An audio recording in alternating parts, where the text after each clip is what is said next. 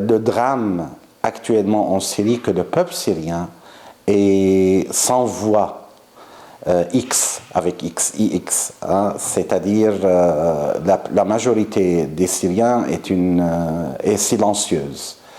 Le message transmis dans les médias, c'est toujours les extrêmes. Et là, ça ne reflète pas tout à fait le message du peuple syrien qui souffre,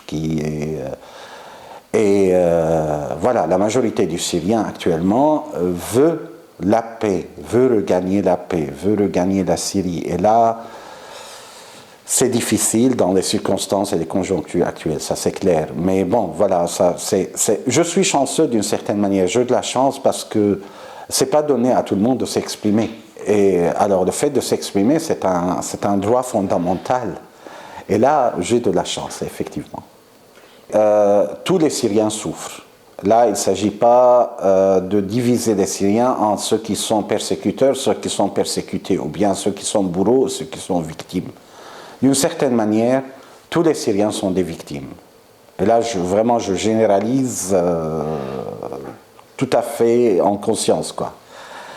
Et maintenant, la différence, le clivage entre les différentes communautés syriennes et entre les différentes tendances politiques, sociales, ethniques, religieuses, etc., oui, c'est clair aussi. Mais tout le monde souffre, ça c'est clair aussi. Donc, qu'est-ce qui se passe? Eh bien, c'est une situation qui est hyper complexe et hyper compliquée. À mon avis, ce qui se passe actuellement dépasse largement la capacité des Syriens à résoudre le problème. Est-ce qu'on a besoin de l'intervention de la communauté internationale? Oui, mais comment? Est-ce que c'est par faire une autre guerre? Est-ce que par intensifier les frappes aériennes? Est-ce que c'est pas ça qui résout le problème? Parce que là, ne fait que, à mon avis, rendre la situation beaucoup plus grave. Dans un conflit, notamment dans une situation comme le nôtre actuellement, où c'est hyper compliqué et complexe, il ne s'agit pas de voir seulement des gens qui se combattent d'un côté, il y a les biens, et de l'autre côté, il y a les mauvais. Non, quand il y a une frappe aérienne, il va évidemment y avoir des victimes innocentes, qui ne sont pas seulement des soldats ou des combattants. Quand il y a des mortiers qui tombent, il y a des victimes innocentes aussi. Donc, quand il s'agit des innocents, des victimes innocentes, à ce moment-là, effectivement, c'est la frustration qui regagne, qui prend toute la place, à mon avis. Et là, la frustration, ça pourrait aboutir à des conséquences vraiment graves, et la haine augmente, et voilà, la volonté de se venger et tout ça. Voilà, c'est très compliqué, très complexe. Justement, il faut, à mon avis, et là c'est un message peut-être qu'il faut dire à l'Occident, il s'agit de sortir d'un schéma qui est tellement manichéen, qui est là, d'un côté, il y a les good guys, et de l'autre côté, il y a des bad guys. Alors ça se développe, c'est pas notre propre schéma seulement, ça c'est un schéma qui s'est développé depuis 2001 avec les 11 septembre par exemple. Alors là, il s'agissait d'un schéma qui était complètement manichéen. Nous sommes les good guys, et on va partir en guerre contre les bad guys. Alors c'est pas ça. Il y a la majorité des gens qui sont des victimes, qui sont des innocents, qui ne sont pas terroristes, qui ne sont pas des musulmans terroristes. Effectivement, il y a un problème à l'intérieur de l'islam qui est le terrorisme, ça c'est vrai. Il faut que les musulmans s'interrogent là-dessus, il faut qu'ils prennent position, il faut qu'ils disent quelque chose, ça c'est clair. Mais pas tous les musulmans il ne s'agit pas d'étiqueter les gens, vous voyez. Donc c'est compliqué.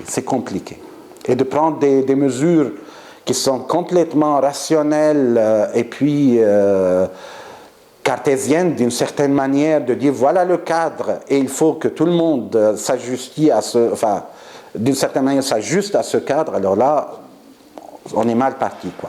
Est-ce qu'on peut encore parler aujourd'hui d'une nation en parlant de la Syrie ? État-nation à la manière un peu aussi moderne, et puis selon les notions de l'État moderne et les concepts de l'État moderne, moi je dirais actuellement non, parce qu'on est dans un pays déjà divisé, avec des gens d'un côté qui revendiquent un droit divin de gouvernance, avec un agenda qui est, pour eux, qui est un programme qui est universel, qui est complètement inhumain, à mon avis. Et de l'autre côté, il y a des gens qui disent, voilà, nous protégeons tout le monde par le simple fait que nous faisons la guerre. Et bien, c'est pas ça un État. C'est pas ça un État. Mais est-ce qu'on pourrait regagner la Syrie? J'espère. Que ce soit un pays inclusif, pluraliste, avec le minimum, selon la culture de la région, de principes d'État moderne, et puis de développer à partir de cela, je l'espère aussi. Donc voilà, mais je ne sais pas comment. Actuellement, vraiment, franchement, je ne sais pas comment. Est-ce qu'on peut imaginer un État, une nation syrienne avec un État islamique inclus à l'intérieur? Tout dépend de la définition de l'État islamique. État islamique à la manière de Daesh, non, absolument pas. C'est pas humain. C'est à la limite mal absolu, quoi.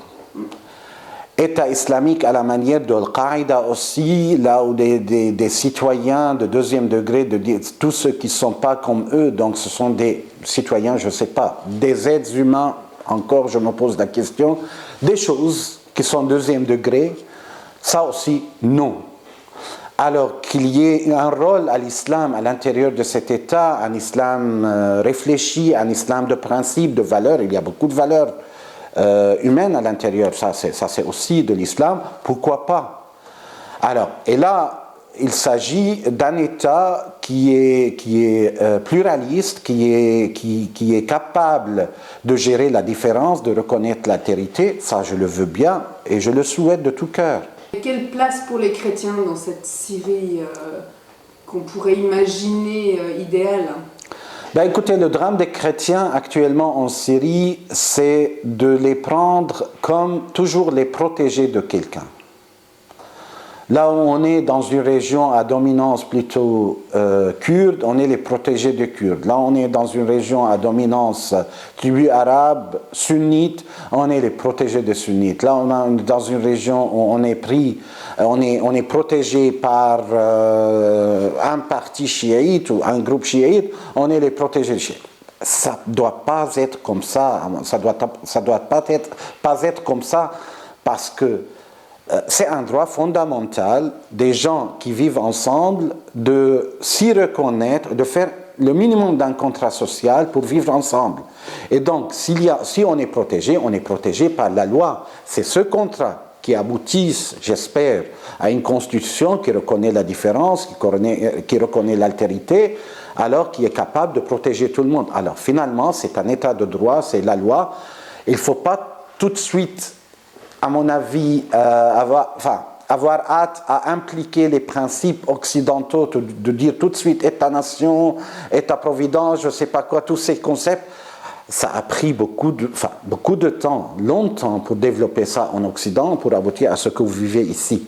Il ne s'agit pas de les impliquer tels quels, comme ça, dictés directement. Il s'agit de nous donner la possibilité de développer notre manière de vivre ensemble, et qui doit être une manière, à mon avis, humaine, moderne, respectueuse, qui respecte tout le monde, quoi.